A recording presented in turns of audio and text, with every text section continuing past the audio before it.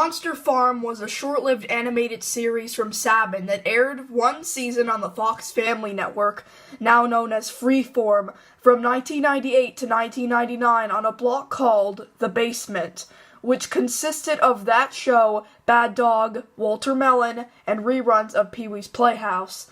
The series is about a young man from the city named Jack Haley and the farm he inherits from his great-uncle Harloff. When he arrives, he finds a bizarre collection of farm animals.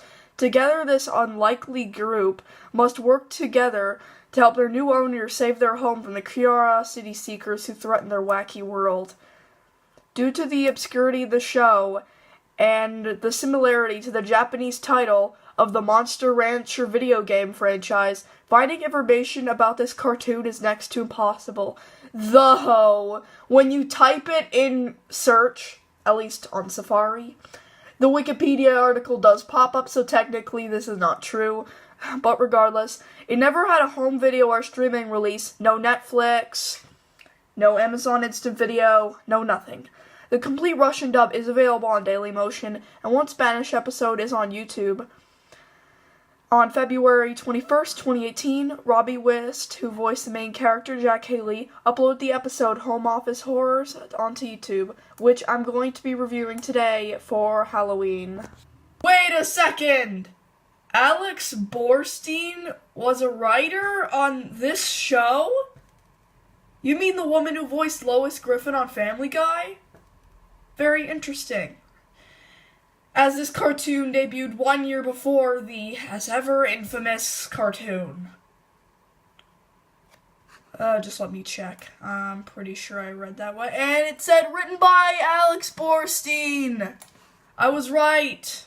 Now, the first thing that came to mind when I watched this show was the animation quality wasn't very good. Another thing is that the characters are based on famous monsters, which is one thing I don't like because it's very cliched, and it's fine if you like it, but to me, it's intolerable. And yes, I do actually like this cartoon. It's got some uniqueness to it, with it being a bunch of farm animals turned into monsters. I like a lot of the characters, especially the best character design on the show would probably have to be the zombie cow. Very, very interesting that there's teal in a cartoon, because that color is very underrated. I like how I was able to also find an episode that had Spanish audio, but it was subtitled into English. I'm also using footage from that episode. And, yeah.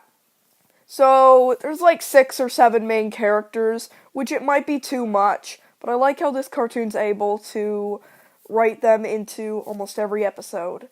And while I'm only able to find 2 on the internet, while all the Russian episodes are on Dailymotion, as I mentioned earlier, I did at least find 2 episodes that entertained me.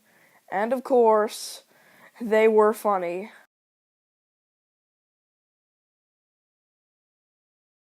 Esto es solo para emergencias. Bueno, tal vez esto lo amerite. Chicos, tratar con los mortales es bastante difícil hoy en día.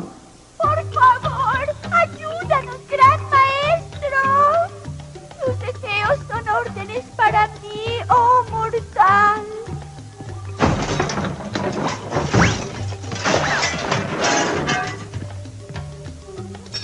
Oh, qué apropiado. Un alfiler para un tonto.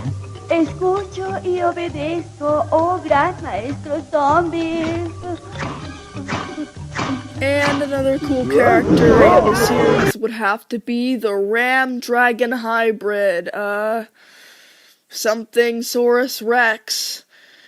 Well, there's not much else to say. It's a really funny cartoon that aired on a sister network, or a former sister network, of Fox, which also aired kids' cartoons.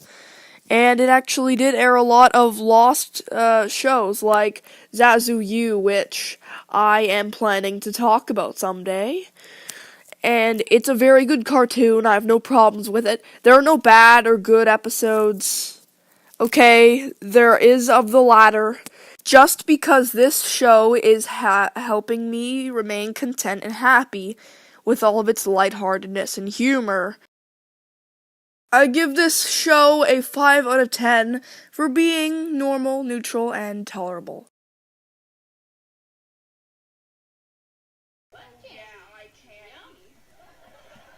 How can you feed your eyes candy?